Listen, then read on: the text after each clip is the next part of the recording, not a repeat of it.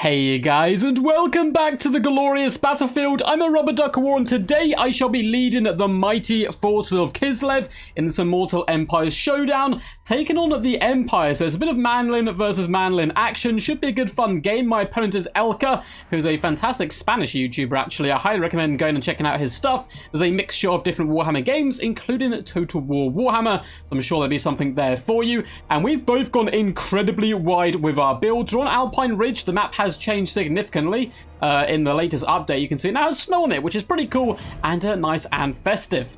For our battle line, we have Kossar spears in the main battle force, including some basic Kossars in the mix. And that's about it. There is one unit of armored ones as well, so pretty cheap and cheerful, going as wide as physically possible. I don't care too much about the front line, if I'm being honest with you. I wouldn't tell them that to their faces, but in reality, my main punch is coming from the 2 units of Streltsy just behind their long-range damage. Hopefully going to trade effectively against Cavalry. And speaking of Cavalry, we have a bucket ton. We have Griffin Legion and Wing Lancers making up the rear of our formation. Griffin Legion is certainly one of the best-looking units in the entire game. I believe they are veteran winged lancers who have simply moved up in the world, and look at their models, they're really quite badass indeed. We also have some dervishes hidden in Vanguard. It's going well for one of the dervishes who have remained hidden in the trees. The one on the left hand side, a little bit less so. My opponent has a couple of huntsmen hidden in the woods, which makes pretty much a lore sense. Some Empire Knights as well as a Boris Todbringer on his mighty birdie.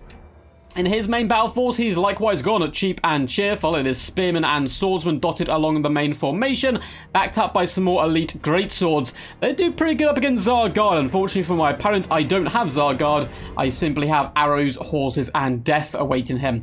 We have 2 mortars, we have the silver bullets, as well as a celestial wizard coming in with some pretty cool spells. Don't get to see this bad boy very often. He has thunderbolt and harmonic convergence. In the far distance, you can see even more Empire Knights lurking in the trees and in the back here. Really going to be a battle of the Cav. Can my Cav penetrate the front line and shut down the mortars and silver bullets? Because my front line, it'll bump and grind for a while, but with great swords in the mix, it's certainly a little bit scary.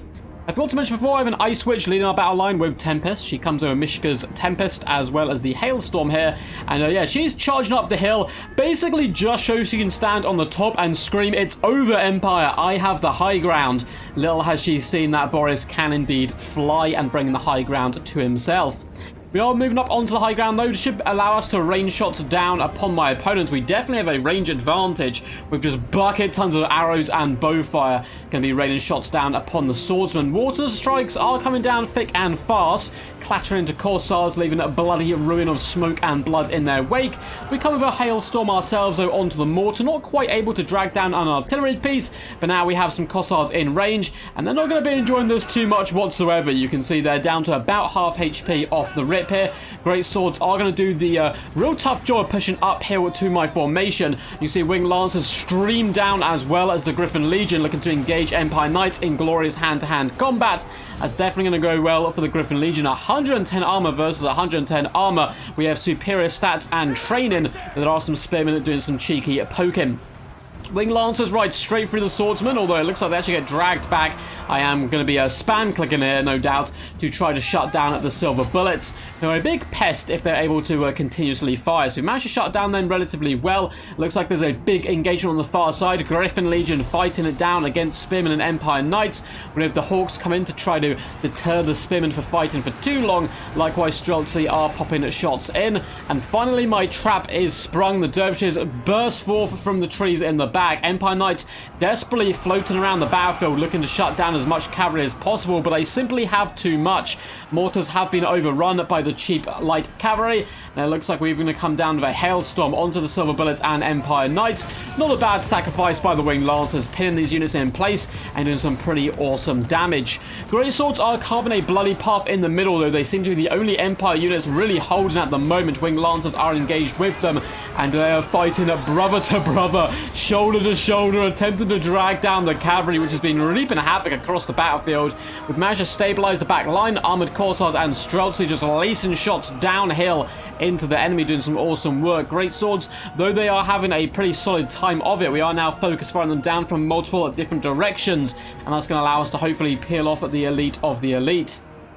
Dervishes do shut down some mortars in the back. You can see we continue to push forward with the wing lancers, hopping on top of the silver bullets. I don't want them back at any cost. We should be able to run them down relatively effectively here. They're probably going to shatter relatively soon. Now, Boris is still pretty much full HP, but where can he land? It looks like he's going to be falling back to try to save the huntsman who he first spawned with, and it looks like the snow leopard as well has been summoned into the battlefield, just being a pain in the butt, really. I believe it was summoned to shut down Boris, but then Boris took flight before diving down once again onto the Griffin Legion, who don't really want to stick around in this fight for too long, though. We do have the Streltsy popping shots. That's certainly going to be a big boon for us. The Special Wizard is getting surrounded, and there is Corsairs in every single orifice of the Empire General, and he's not enjoying that at all. Great Swords carve their way through one unit of Corsairs and simply move on to the next one. They're up to 61 kills, but unfortunately for them, a load of them fall. Just pincushions for the bowfire of the Corsairs as the units in the distance do rain shots down upon them. Great Swords do get harmonic convergence, though. That is going to allow them to carve through the Corsairs with deadly skill. Streltsy are still on the high ground, popping shots now on the Great Swords, and it looks like heads are exploding. Armor is being rendered pretty much useless, and the Ice Wish is cackling and cursing her opponents, doing some lovely swings there with her Ice Sword over her head, going around and kind of playing as if she is a Jedi there. Griffin Legion are doing good work against the Celestial Wizard. Should be able to break him relatively soon. He is but man and flesh despite his magical prowess. And the Griffin Legion are fire and fury. The Ice Wish does manage to carve a few more Great Swords down until they start to break. Streltsy are reloading and unleashing hell upon Boris Todbringer, who once again is very healthy, but he's not had that many good targets, to be honest. I think going after the Ice Wish maybe would have been a good play in the early game, but there's so much range pressure that Kislev can bring to the battlefield due to the infantry being so many hybrid units, and he's taking so much work on the way and looks to be going after the double unit here. Floats down from the sky onto the armored Corsairs, who shall hold the line, though, in the name of the motherland and Kislev.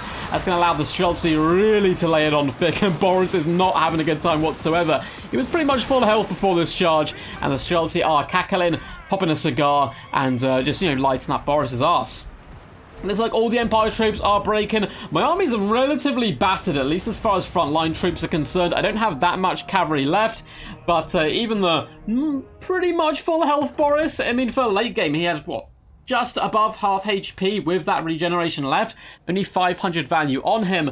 And I think this could be a bit of a problem. Cheap Empire Knights are simply not going to be enough up against Kislev's elite. 720, 966 value on the Griffin Legion doesn't seem bonkers, particularly when the Wing Lancers also did similar numbers, or even a little bit higher in this case. But you just overwhelm the Empire so quickly that their range troops are really going to be the damage dealers here. We've got the Silver Bullets, we have the Huntsmen, and the Great Swords and Mortars. They're your bread and butter to actually bring the pain, but alas, they simply got swarmed. Streltsy as well, I love them as a unit. 1.4k value nearly on the highest scoring unit there. And yeah, all round, it was quite a spread of damage value, so nothing too crazy. The Tempest Caster as well wasn't super well used here. I don't have that many good targets. We simply ran the enemy over with our might and our horses. Hope you guys enjoyed this one. It was a good fun one to cast. Once again, my opponent is a really awesome YouTuber. I'll leave a link down below to his YouTube if you want to go check it out. I believe he does speak Spanish, so you will need to have a little bit of a Spanish lingo if you want to catch what he's saying. But likewise, I'm sure it's a fantastic place to learn the language as well. And really awesome dude who played a load of games. So you're likely to see quite a few on the channel. I'm incredibly tired right now, so you've probably seen a load of mistakes in the gameplays coming up, as well as some of the commentary in the videos, as yeah, I've not been getting the best sleep in the last couple of days, but still was a lot of fun. And if you guys enjoyed, make sure to like, subscribe, and comment down below. Feel free as well to support with a load of links in the description, Twitch, Patreon, Discord. Until next time, peace, and as always, stay awesome.